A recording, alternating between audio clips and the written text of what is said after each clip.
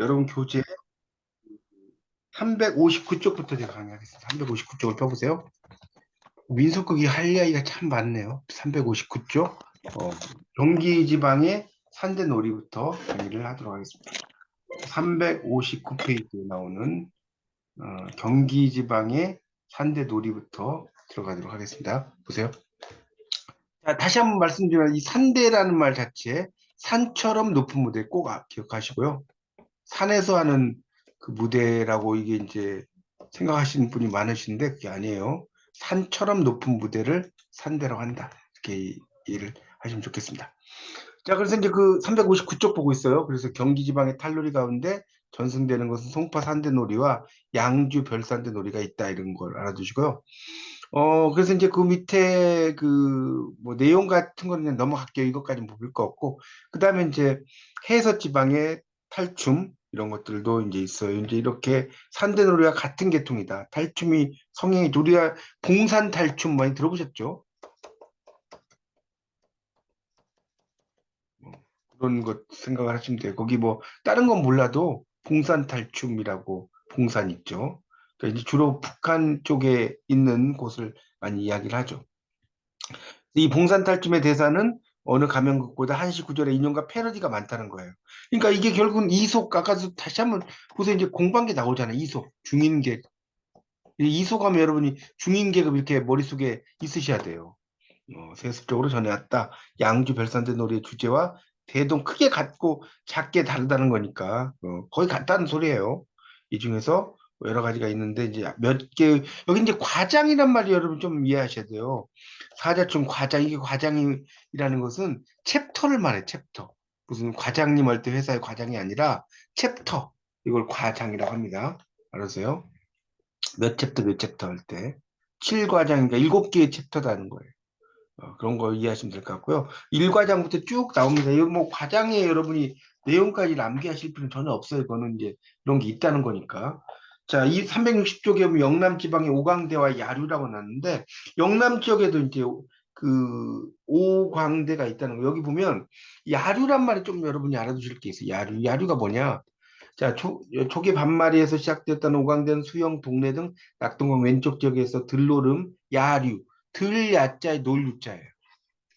그다음 낙동강 오른쪽 지역에서 오광대라 불렀는데 오광대란 이름은 뭐 이렇게 여러 가지 이름이 있다는 것을 설명을 하고 있습니다. 그런 것들 알아두시면 좋을 것 같고요. 그 밑에 단락에서 이제 고성 오광대 나왔죠.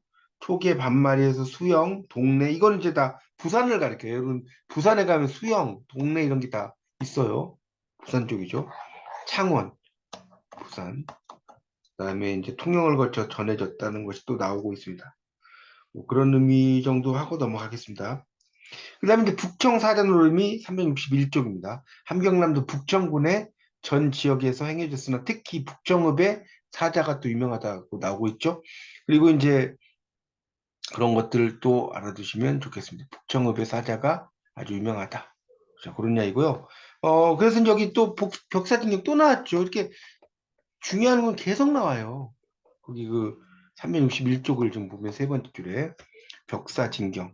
그래서 백수의 왕으로 우리 사자를 백수의 왕이라고 하잖아요. 온갖 백수라는 것은 여기서 온갖 동물을 의미하는 거예요. 어, 뭐 일이 없는 그 백수 이게 아닙니다. 온갖 동물의 왕이다. 벽사할 만한 힘을 가졌다고 믿어지는 사자로부터 잡기를 쫓아내고 마을의 무사태평을 비는 것이다. 뭐 이렇게 나오고 있습니다. 뭐 그 정도만 알고 넘어가서 이거는 자 가면극의 공연 방식. 자 여기서는 이제 정말 포인트가 이 7번이에요. 7번. 다른 거는 그냥 대충 넘어가야 되는데 이게 아주 시험에 빈번하게 나옵니다. 자 볼게요. 공연 시기. 자 일단 이 공연을 좀 필기를 하세요. 넓은 공터에서 공연한다. 그리고 이 공연 시기는 1년에 한 번 공연해. 1년에 한 번 공연하고 상층을 비판합니다. 상층 비판해요. 그런 거. 그래서 1년에 한 번 이른 봄부터 여름 사이에 가장 큰 명절을 공연한다. 남쪽에서는 정월 보름날, 서울 이북에서는 5월 단오. 넘겨보세요. 그래서 이제 뭐 그런 것들이 있다는 거고 연희자, 그러니까 연희를 즐긴 사람이죠. 362쪽. 그래서 여기 보면 익숙한 사람이 하거나 오랜 수련을 거쳐 362쪽입니다. 전문화된 연희자가 한다는 것이에요. 그런 이야기가 또 쭉 나오고 있습니다. 자, 공연 장소는 거기 3번은 보세요. 이 공연 장소는 탈놀이의 공연 장소는 많은 관중이 모일 수 있는 공터면 된다. 여기 주세요. 이 공터면 돼요. 공연 장소. 그런 거 알아두시고요. 그러니까 무대 장치가 따로 필요 없다는 소리겠죠. 자, 그 다음에 363쪽에 보시면 두 번째 단락이 좀 줄때 이처럼 다음에 363쪽에 극중 장소를 따로 설정하지 않고 공연 장소를 극중 장소로 삼아 그게 시작되는 것은 탈춤의 기원과 관련시켜 이해할 수 있다. 밑줄 쫙 치세요. 공연 장소를 극중 장소로 삼아 그게 시작된다는 거예요. 그리고 그 다음 단락에 보면 네 번째 줄에 또 붙여서 이거 되게 중요합니다. 네 번째 줄. 관중은 극중 행위에 참여하는 당사자이다. 관중의 개입으로 극중 행위는 현실성이 보장된다. 그러니까 관중을 막 끌어들인다는 소리예요. 여기다 별표 쳐서. 극중 행위에 참여하는 당사자예요. 그런 거. 그러니까 막 데리고 와서 우리가 특히 이제 그 난타 같은 거 공연 보면 막 관중들 데리고 와서 막 공연하지 않습니까? 그런 걸 말하는 거고요. 그 다음 단락에 극중 장소와 공연 장소와 계속 일치하는 것은 아니다. 밑줄 주세요. 그 다음 단락. 네. 그 다음 단락 둘째 줄. 극에서 제시된 행위는 현실적인 근거를 쉽게 확보할 수 있고 이에 대한 관중의 적극적인 개입을 가능케 한다까지 밑줄 치세요. 가능케 한다. 이렇게 나왔죠? 그래서 이제 현실적인 근거를 확보할 수 있다는 거고요. 적극적인 개입. 그러니까 관중이 개입이 된다는 겁니다. 자, 넘기세요. 364쪽 악사 반주. 농촌 가면극과 야류에서 악사는 농악되고 악기는 농악기고 서서 반주하고 때로 연주자들과 함께 춤을 추기도 한다. 여기서 중요한 게 이 서서 반주한다는 거. 여기 네모치세요. 그리고 연주자들과 춤을 춰. 도시 가면극에서는 거기다 또 붙이세요. 악사가 앉아서 반주한다는 거. 앉아서. 앉아서. 요거 알아두시면 좋겠고요. 그 다음에 이제 그 연기와 대사에 보면 연희자는 반주에 맞춰 춤추기도 하고 반주자가 숨 쉴 때는 몸짓만으로 연기를 하나 어떤 몸짓이라도 춤에 가깝다 이렇게 나왔죠. 대사는 노래로 하기도 하나 말로 하는 경우가 더 많고 말이라고 하더라도 노래와 비슷한 억양을 지니기도 한다 이렇게 나오고 있습니다. 자, 가면을 쓴다 이거 나왔고요. 그 다음에 365쪽에 보면 첫째 줄 가면의 표정은 고정되어 있으나 고개를 숙이는 드는 각도에 따라 인상이 달라질 수 있다. 이게 또 되게 재밌어요. 가면이라는 게 포지션이 어떻게 되냐에 따라서 이게 좀 달라지게 어떻게 이렇게 만들었는지 모르겠어요. 자, 공연 시간. 공연 시간. 이것도 중요한데 공연 시간은 뭐라고 나왔습니까? 거기 공연 시간. 어두워지면 시작해서 한밤중 새벽까지 한다. 이거 되게 시험에 잘 나와요. 새벽까지 한다는 거. 자, 공연 방식상 연극 미학적 특징. 넘기세요. 366쪽에 보면 해가 지고 나서 이제 그 밤에 공연에서 새벽까지 이어지기도 한다. 아까 나왔었죠? 여기 첫째 줄 밑줄 치세요. 366쪽에. 그리고 거기 이제 이것도 아까 다 나왔던 거죠. 첫째 단락 밑에서 셋째 줄 위에 밑줄 끝에 보는 각도에 따라 탈의 이미지가 다양하게 재현되어 보는 이로 하여금 다채로운 정서적 반응을 불러일으킨 효과가 있다. 이거 있죠. 정서적 반응을 불러일으킨다. 그 다음 단락 넘어가고 그 다음 단락 가면극의 연극 미학적 특징 가운데 기묘하게 인식되는 것이 관객의 참여와 소외의 맞물림이란 현상이다 이런 말 있죠. 관객의 참여. 여러분 이제 한국 희곡론을 2학기 때 공부하실 건데 그때 좀 더 자세히 배우실 거겠지만 관객의 참여, 소외의 맞물림이라는 거예요. 그래서 예를 들어서 이런 거죠. 그, 그 뭡니까 연극에서 갑자기 불이 났어요. 집에 불이 났어. 불이 나는 실제로 불 나는 건 아니잖아요. 불이 나면 사람들이 불 났구나 뭐 이런 걸 생각을 하는 거죠. 그렇죠? 실제로 불 나는 건 아니란 말이에요. 그리고 불이 났다고 해서 막 119에 신고하고 이러면 안 되는 거잖아요. 그렇게 이해하시면 될 것 같습니다. 그러니까 우리가 저기 있잖아요. 저기 안 보여요. 그러면 그게 숲이에요. 저기 숲이 있잖아요. 그러니까 이제 그 밑에 보면 질문을 던져 밑에서 한 다섯째 줄에 잘 교육된 관객이란 말이 있을 거예요. 잘 교육된 관객. 거기다 밑줄 치세요. 잘 교육된 관객. Well educated spectators. 이렇게 나왔죠. 그걸 이야기하는 겁니다. 그런 이야기고요. 그런 내용을 좀 알아두시면 좋겠습니다. 그 367쪽은 여러분 읽어보시고요. 368쪽으로 가겠습니다. 368쪽. 그래서 이제 그 관중이 개입도 할 수 있고 뭐 그렇다는 거고요. 자, 368쪽. 거기 이제 보면 한 두 번째 달 다섯째 주에 이와 같은 연극에서 지나치게 극적인 환상, 여기 극적인 환상이란 말 있죠. 자, 드라마틱 일루전이라고 나왔어요. 드라마틱.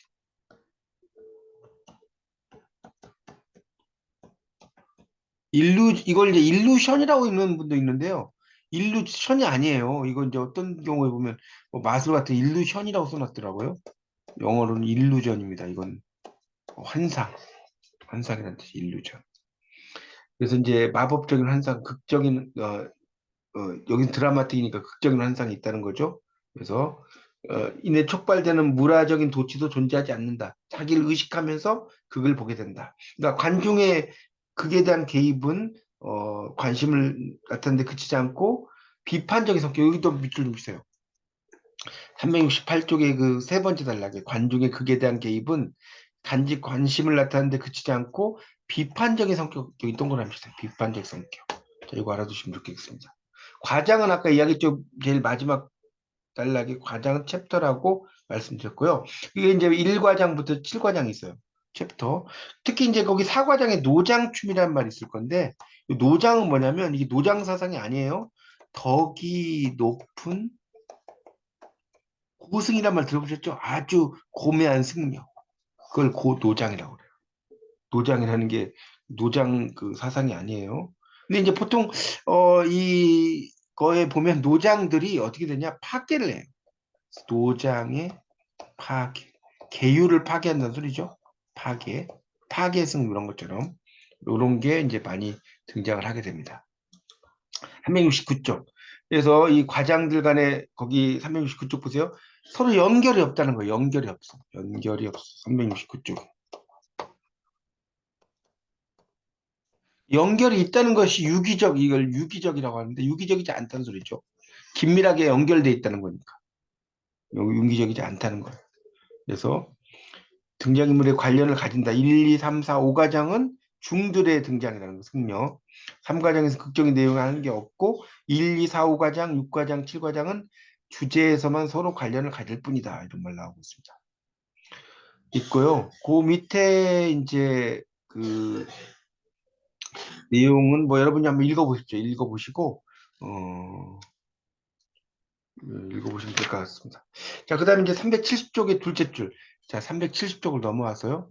두 번째 줄 끝에부터. 가면극을 공연하는 집단에 의해서 자기적인 연쇄 장치가 요구되는데 이것의 설정 자체가 당대 현실을 드러내는데 장애가 된다고 하는 인식이 깔려 있다고 해석될 수 있다고 있죠. 네 줄 밑줄 쫙 치세요.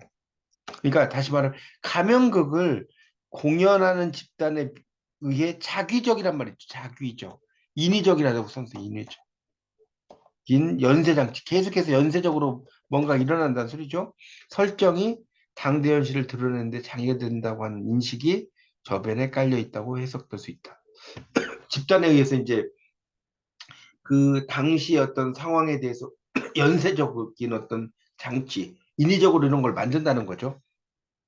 이런 것들이 이제 그 뭡니까 현실을 드러내는데 장애가 된다는 인식을 하기 위해서 그래서 이제 독립적으로 설정된 과장들을 포괄해서 총체적으로 바라보면 결국 이제 모순이라든가 부조리 이런 것들이 등장을 하게 된다 이렇게 이해하시면 됩니다.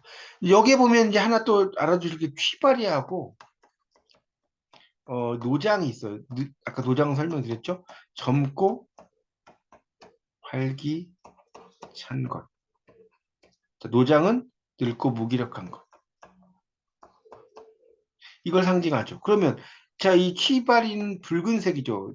젊고 활기, 열정, 여름을 의미해요.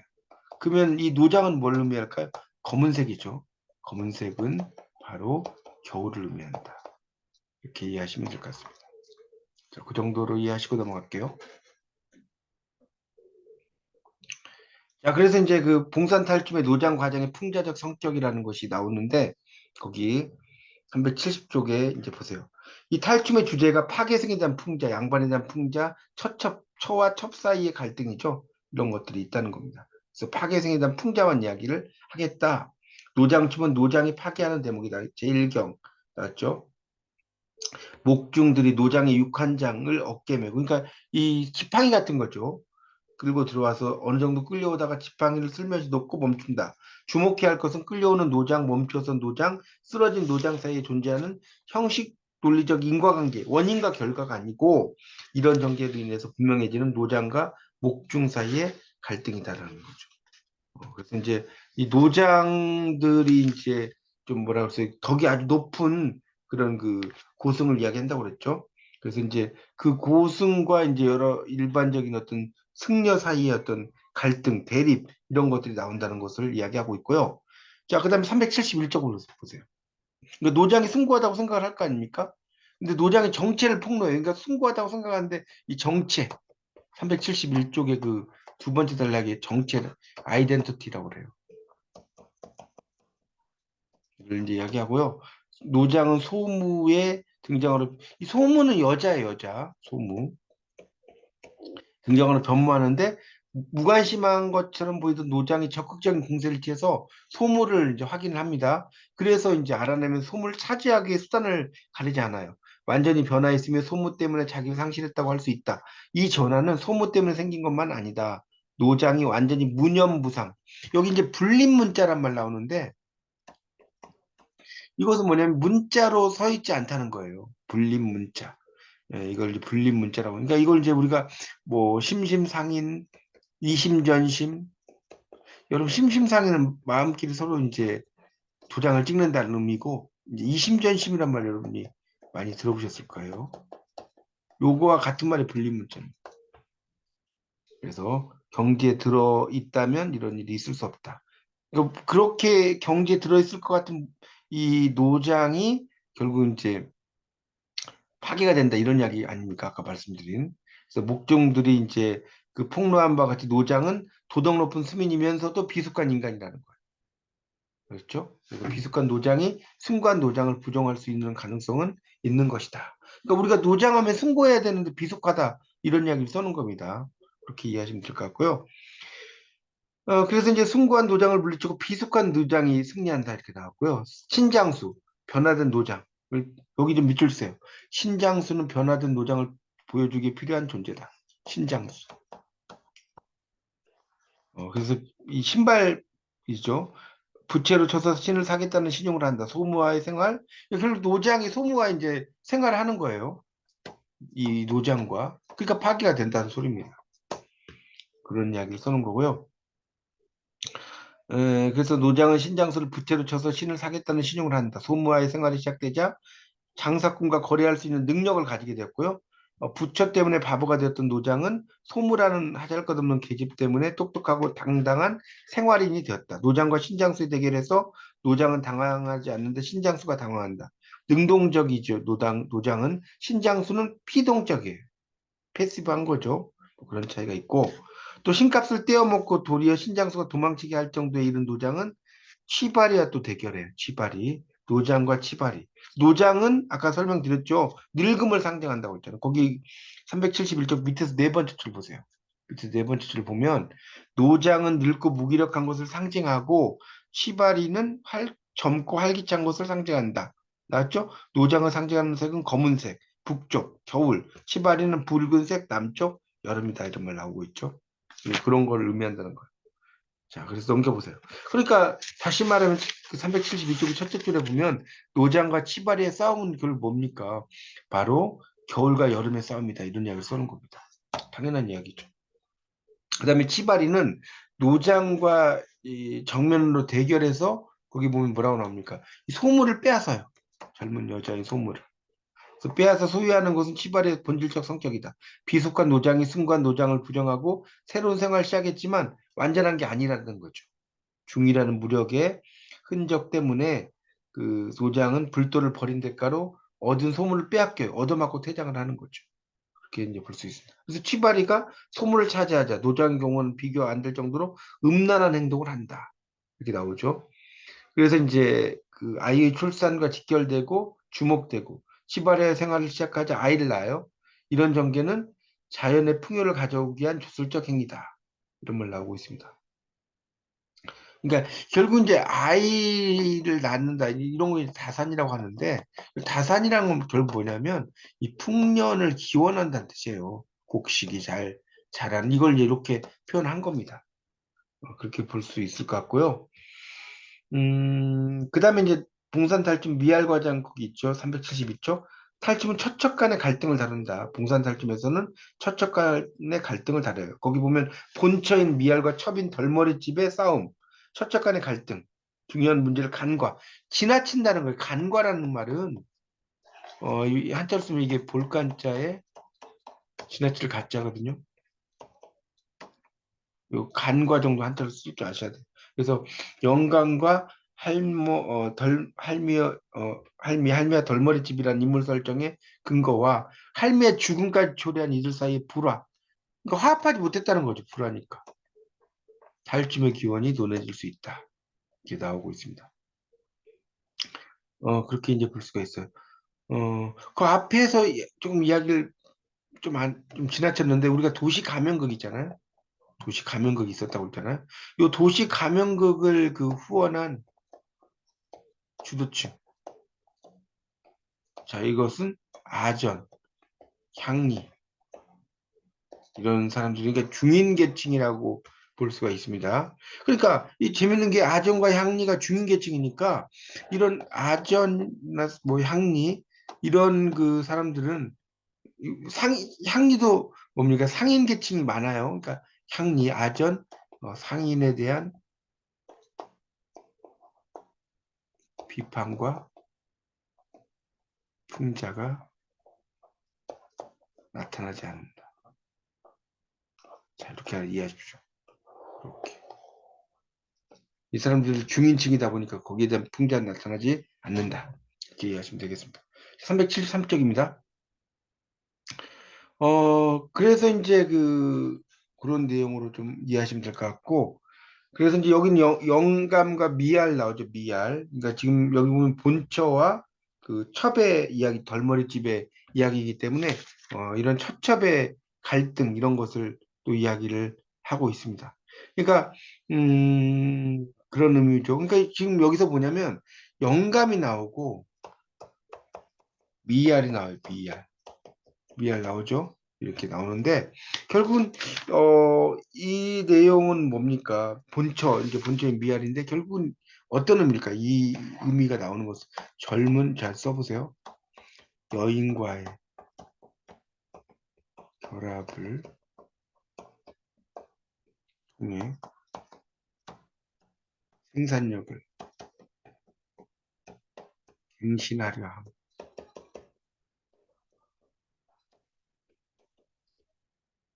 자, 이게 바로 이제 이런 내용입니다. 그렇게 이해하시면 될 것 같습니다. 그렇게 필기하십시오.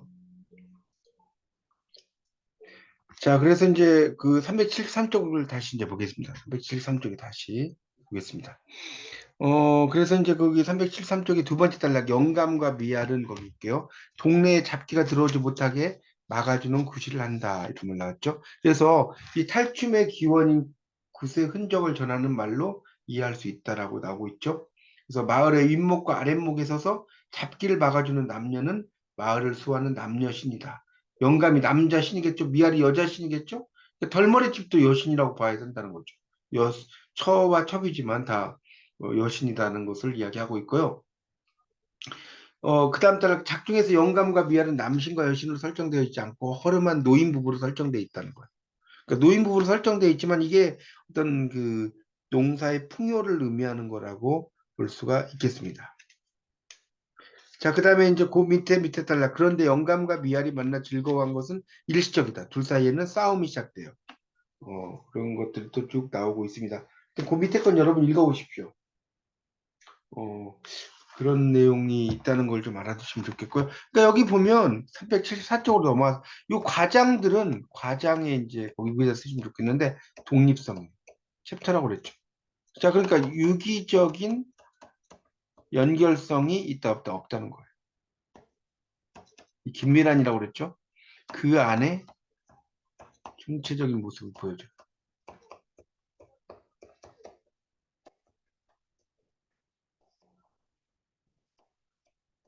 자, 여기 이제 과장의 독립성이다 이렇게 이해하시면 됩니다. 유기적인 연결성이 없고 그 안에 총체적인 모습을 보여준다. 이게 과장의 독립성이다. 이렇게 이해하시면 되겠습니다. 자, 그 다음에 374쪽에 이제 보면, 그래서 이제 양주 별산대 침놀이에 나타난 삶과 죽음의 관계라고 나왔죠. 양주 별산대 또 침놀이도 또 나옵니다. 거기 보면, 음, 침놀이는 속뜻을 알기 어려운 장면이다. 말뚝이라는 인물이 아들, 손자, 증손자를 데리고 산대굿을 구경하죠. 아들, 손자, 증손자가 음식을 함부로 먹고 관격이 되어 사경에 이르요. 그러니까 잘못 먹어서 이제 막 죽음의 일보 직전이었다는 거예요. 완보란 친구를 만난다. 말뚝이 완보는 아들, 손자, 증손자를 살려내기 위해 여러 가지 애쓰다가 신주부라는 의원을 불러와요. 신주부가 침을 놓자 아들, 손자, 증손자가 살아난다. 침놀이는 뭐냐? 자, 왜 죽게 됐을까? 제멋대로 음식을 사 먹고 하고 싶은 짓을 하다가 죽게 되었다. 완보는 이들이 죽게 되어서 누워있는 모습을 보고 술독에 거꾸로 빠졌고 손자는 초상집에서 된 급살 맞았다. 이렇게 나왔죠? 급살 이런 말이 있거든요. 살은 살인데 아주 급하다는 거잖아요. 이 급살. 그래서 증손자는 어린 것이 색을 과도하게 써서 엄마 등병에 걸렸다. 색은 여기서 이제 여인을 의미하는 거예요, 여인. 뭐, 우리 여색 이런 말도 쓰지 않습니까? 색은 이제 빛이라는 뜻도 있고, 여인이라는 뜻도 있고, 유해색이라는 뜻이 있어요, 유해색. 색즉시공, 공즉시색 이런 것처럼. 세 가지의 뜻이 있습니다. 그래서 욕망을 충족시킨 것이 죽음의 원인이다라고 이야기를 하고 있습니다. 그런 내용으로 설명을 하고 있습니다. 거기 그 375쪽에 이제 보면, 두 번째 단락, 죽음을 극복하고 삶을 긍정하는 것이 탈춤의 주제이다. 거기다 밑줄 치세요. 375쪽에 두 번째 단락. 죽음을 극복하고 그 삶을 긍정하는 것이 탈춤의 주제예요. 삶을 긍정하는 태도는 여름과 겨울의 대결 모습으로 나타난다는 것이 나오고 있습니다. 그러니까 이게 남녀의 대결. 침놀이는 죽음을 극복하고 삶을 긍정하는 과정을 보여준다. 이런 말 나오고 있습니다. 그런데 남녀 관계가 설정되진 않는다는 거예요. 침놀이에서는. 그 다음에 이제 그 밑에 양주 별산대 또 놀이에 대한 구조 이런 거 나오는데 이거는 그냥 여러분이 한번 읽어보세요. 그냥 넘어갈 거고요. 이제 여기서 이제 또 중요한 게 10번 부분을 보도록 하겠습니다. 자, 10번. 여러분 교재 376페이지로 넘어가겠습니다. 가면극에 나타난 비판 정신. 별표 하나 쳐놓으세요. 10번.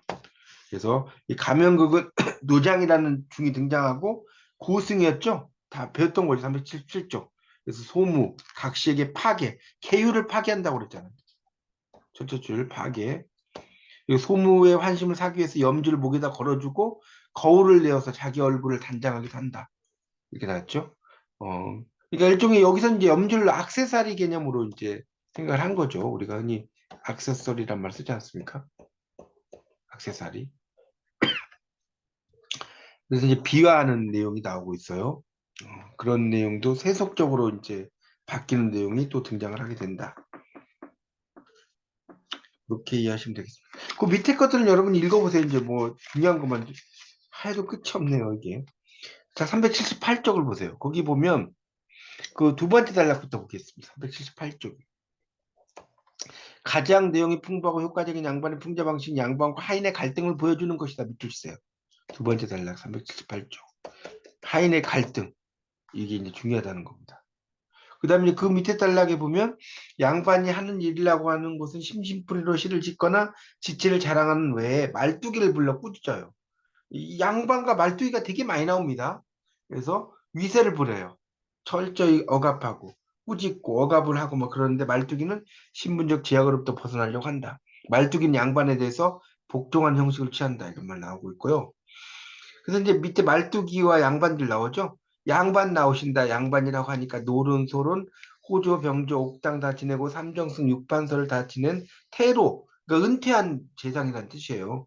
계신 양반인 줄 알지 마오. 계잘량이란 양자에 계다리 소반이라는 반자 쓴 양반 나오신단 말이오. 이런 말 나오죠. 이 양반을 이렇게 비판적으로 이야기를 하는 거예요. 이놈 뭐야? 그러니까 양반들 어찌 듣는지 모르겠소. 하면서 노론소론 막 나오죠. 육판설 사진에는 그러니까 이제 뭐야 하니까 이제 똑바로 이야기하는 거예요. 뭐 삼형제분이 나온다고 했어. 이생원이라네 하고 막 춤추고. 자, 말뚝이는 오른쪽 보세요. 양반의 어법을 흉내내고 뜻을 뒤집는 희인. 희인이에요. 그러니까 패러디라는 뜻, 희인이라는 건 패러디를 말해요. 패러디. 패러디. 희인할 때 인자가 뭐냐면요. 끌인자입니다. 끌어온다. 희는 이제 뭐 유쾌하다는 뜻이죠. 그래서 양반들이 짓는 시까지도 희인, 패러디로 뒤집어 버린다는 것이 나오고 있습니다. 그런 내용들을 쭉 읽어보시면 되겠고요. 그 다음 넘겨보세요. 한국 인형극 곡두각시 노름. 자, 380쪽입니다. 380쪽. 자, 여기 이제 보시면, 이제 여기서도 이제 박첨지가 등장을 하는데, 이 박첨지는 백발 노인의 형상이에요. 그리고 현실적이고, 본능적인 인간형이죠.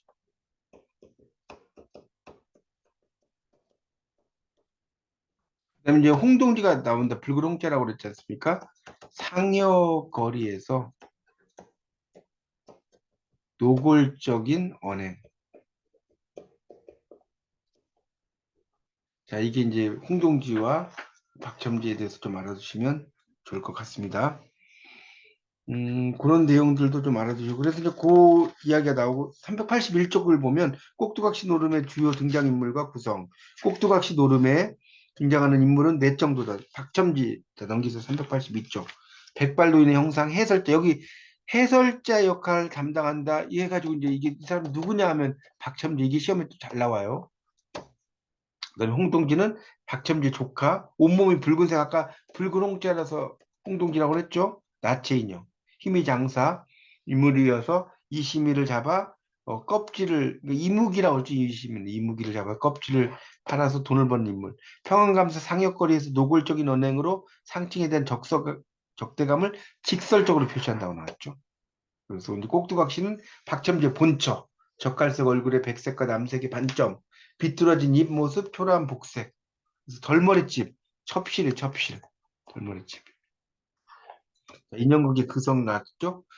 그래서 쭉 내려가다 보면 거기 두 번째 단락 여섯째 줄 극중 인물도 관중과 같이 구경하러 나왔다가 함으로써 극의 내용과 관중 세계 사이의 장벽을 제거하고 극적 환상의 성립을 차단한다. 이런 말 나오고 있습니다. 자, 383쪽. 거기 이제 두 번째 줄 박첨지는 빈번히 등장한다는 말 나오고요. 자, 4번에 인형극.